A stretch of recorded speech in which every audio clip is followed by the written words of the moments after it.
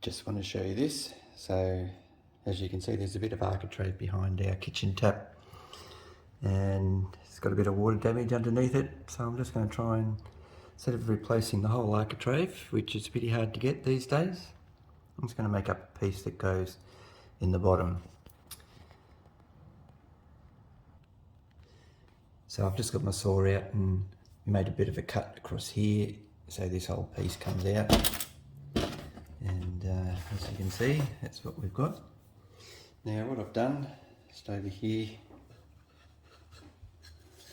I've just made up a piece. This is just out of oak, and hopefully it fits in there. It's close to the same profile, and I'll show you what it looks like once we're finished. And this is the after shot. Hopefully it's not too bad.